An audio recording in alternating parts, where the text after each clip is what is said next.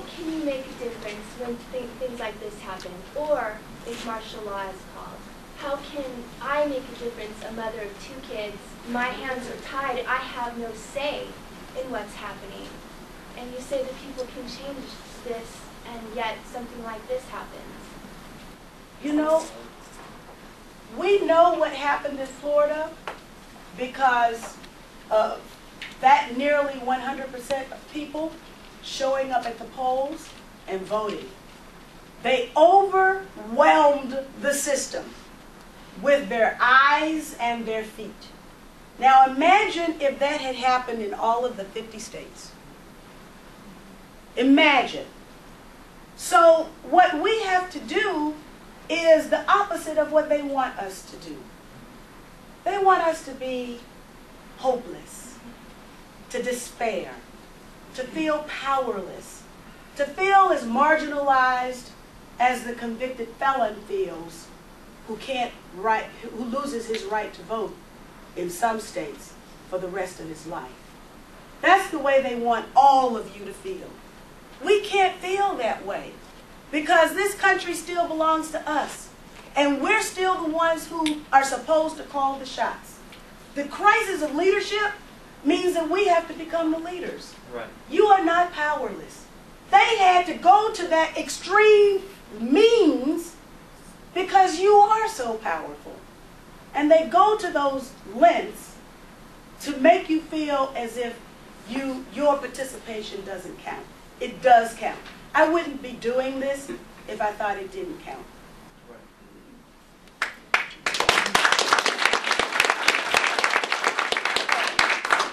The chair's prerogative is being exercised now.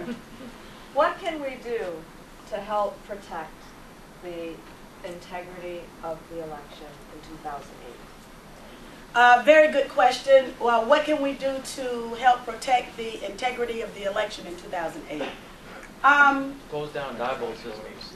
Well, yeah, you're right about that. You know, my experience is really interesting because they've used just about every trick in the book to get rid of me since I got sworn in, actually.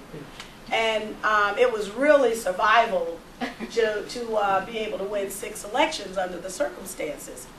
But the last few elections with the introduction of the electronic voting machines, and you may be aware that Georgia was the leader and the first to deploy those machines, and even that was done under fraudulent circumstances. And there's a lawsuit that's been filed against Diebold from a Georgia company because they lobbied to get the contract in Georgia by having as one of their partners an African-American company.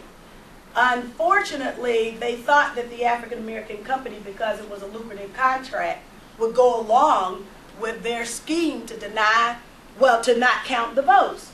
And what they asked this company to do was to receive the machines, storage the machines, and then deploy the machines, but don't test them first. And eventually that happened, but the black company pulled out and said, this is our right to vote. There's no way we're going to do this. And so then Diebold didn't pay them and got another company to do what they wanted them to do. So the matter is in court now. But what we did in our campaign was we actually trained part of our poll watchers. We trained them to watch the entire process from setup to breakdown to posting on the door the election results. And a campaign where resources are very scarce shouldn't have to go to that extra expense. But I would recommend that all campaigns where the electronic voting machines are utilized undergo this kind of training for their poll watchers, or put their trained poll watchers under this kind of training.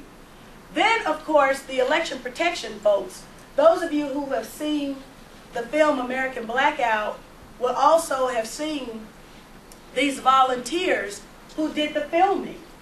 And the reason we have that tremendous footage that makes you want to cry when you see the black people in Ohio standing in lines that wrapped around the school and out into the parking lot, and the queue was like 3 or 4 curves to go and vote, and people waited as much as 7 hours, 8 hours, and stood in line, little old folks who were on walkers, and you could see them in the film. And they stood in line just so they could vote. Election protection videotaped all of that. There were also people who were sent in to those precincts to intimidate the voters. And election protection videotaped that and made sure that folks understood what their rights were. So you can volunteer to work inside the polls for the counties. You can volunteer to work on a campaign of your choice and perform that poll watching function, which is extremely important. And then you can volunteer for organizations that do the election protection. You can go to the tabulation center and watch the votes actually being tabulated. Well, you know, when it's bits and bytes, that's kind of hard to do. But you can still go down to where the central tabulator is, and you can watch that process as well. We need to flood the system with our eyes once again, and everyone needs to know what's going on and report when there is an irregularity. Report it, make a note of it, because then it can also be reported to higher authorities. That's just one series of things that we can do.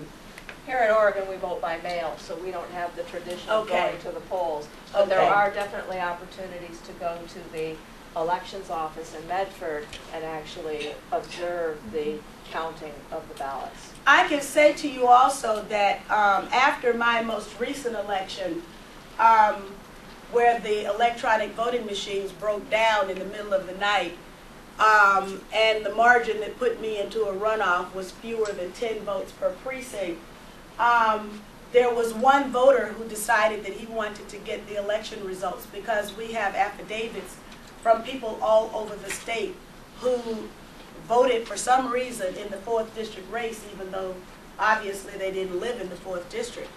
So in an effort to try and understand how something like that could happen, the voter went to the county. The county said, oh no, we can't pass that information over to you because it belongs to Diebold.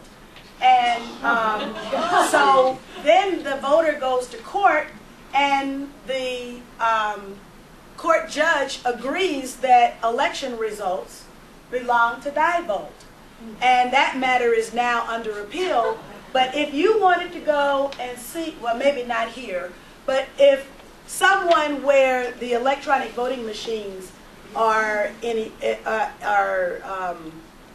used, if they wanted to find out what the election results were and how those election results were arrived at, that information is private.